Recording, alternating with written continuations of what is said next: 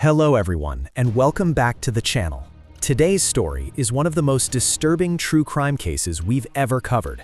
It involves secrecy inside a marriage, a hidden slave contract, manipulation, betrayal, and a murder so brutal it shocked investigators to their core. This is the true crime story of how a wife's secret life ended in her husband's horrific death. At first glance, the couple appeared completely normal. Friends described the husband as quiet, hardworking, and deeply devoted to his wife. He held a stable job, paid the bills on time, and trusted his partner without question. The wife, on the other hand, appeared charming and confident, active on social media, and outwardly loving. But behind closed doors, she was living a second life that her husband knew nothing about. Unknown to him, the wife had become deeply involved in an extreme online fetish community. Within that world, she signed what was referred to as a slave contract. This was not a legal document, but a symbolic agreement that gave another man control over her actions, decisions, and obedience. The contract outlined dominance, submission, secrecy, and loyalty to her online master. Most chilling of all, it demanded absolute commitment, even if it meant harming someone who stood in the way. Over time, this secret relationship escalated. Messages between the wife and her online controller became darker and more intense. They spoke about freedom, sacrifice, and removing obstacles. In those conversations, her husband was increasingly portrayed as a problem, someone preventing her from fully committing to her new life. The husband began to sense something was wrong. He noticed her late-night phone use, emotional distance, and unexplained absences. He asked questions, but she brushed them off, claiming stress or work issues. What he didn't know was that every doubt he raised was being reported back to the man controlling her online. According to investigators, the murder occurred late at night. The husband was last seen alive inside his home, where there were no signs of forced entry. That detail immediately suggested the killer was someone he trusted. Police believe the argument began shortly before the attack. Neighbors later reported hearing muffled shouting, followed by sudden silence. The method of murder was especially brutal. The husband was stabbed multiple times, showing signs of a violent struggle. The wounds suggested rage rather than panic, deep, deliberate strikes aimed to kill.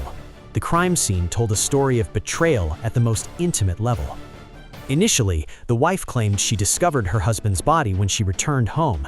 She appeared emotional, crying uncontrollably during the 911 call. But investigators quickly noticed inconsistencies in her story.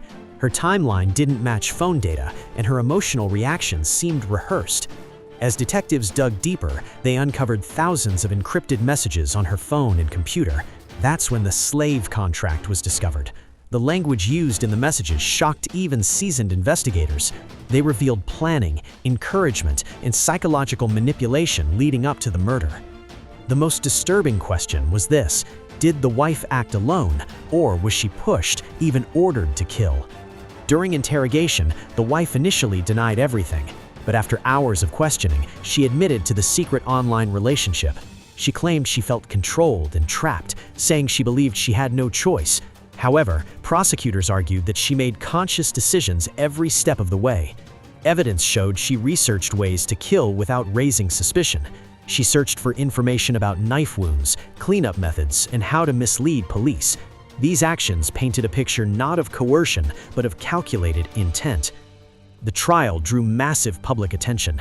Many people debated whether the wife was a victim of manipulation or a willing participant. Experts testified about psychological control, fetish dynamics, and accountability.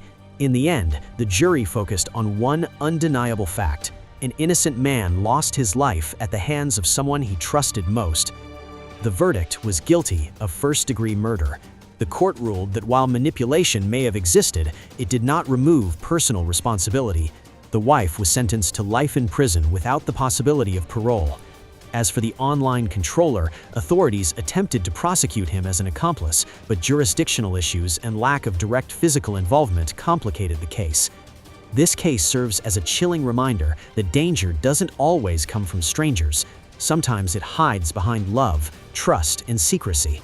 It also raises uncomfortable questions about online influence, personal accountability, and how far someone can be pushed or choose to go. If you were in the husband's place, would you have noticed the warning signs sooner? Do you believe psychological control should reduce criminal responsibility? And how many other crimes are quietly shaped by unseen digital influences?